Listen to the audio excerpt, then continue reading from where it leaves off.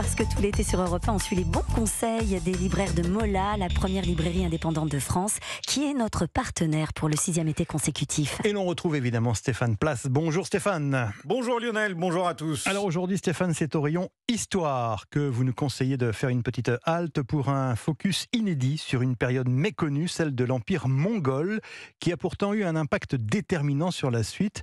Nous vivons bel et bien dans un monde hérité de la période mongole. Voilà ce que l'on peut lire sur la 4e de couverture de La Horde, le titre de cet ouvrage que signe l'historienne Marie Favreau. Oui, alors L'Âge de détruire, c'est un roman en 2 parties, âge 1, âge 2, acte 1, acte 2, a-t-on presque envie de dire, puisque Pauline Perrade est une dramaturge qui écrit pour le théâtre. C'est son premier roman et dans ces pages, elle explore la relation entre une mère et sa fille. Elsa, la petite, est la narratrice de l'histoire. Dans la première partie, elle a 7 ans au début des années 90 et le début du livre, c'est l'achat d'un appartement, première acquisition immobilière de sa mère, 56 mètres carrés dans un immeuble des années 70. Elles vont habiter là, toutes les deux, dans un huis clos qui devient assez vite lourd, pesant, avec ces étranges lits superposés dans la chambre d'enfant. Cette mère ne va pas bien, semble incapable d'investir les lieux, ne dort plus, rôde, s'agace de tout, de rien et devient violente. Les paroles, mais aussi les gestes, Elsa en fait les frais. Dans la seconde partie du roman, l'enfance semble loin. Une vingtaine d'années s'est écoulée. La mère décide de vendre son bien. Sa fille, adulte désormais, est priée de revenir l'aider puisqu'il faut trier les affaires et régler les comptes.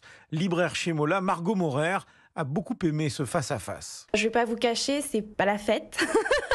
Mais en fait, c'est tellement bien écrit. Une écriture douce.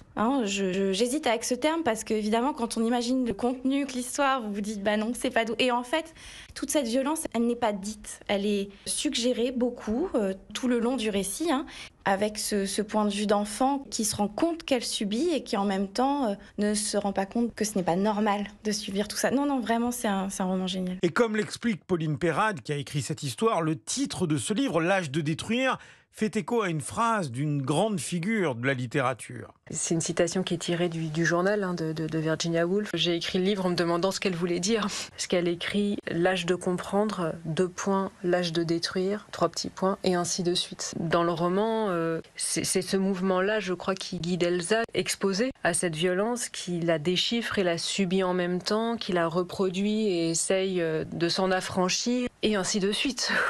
Violence dans le cadre familial, cachée derrière les murs, comme ça.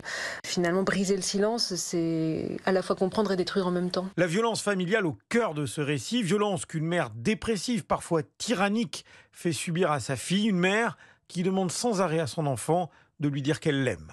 L'Âge de détruire de Pauline Perrade. Merci Stéphane Place, à tout à l'heure.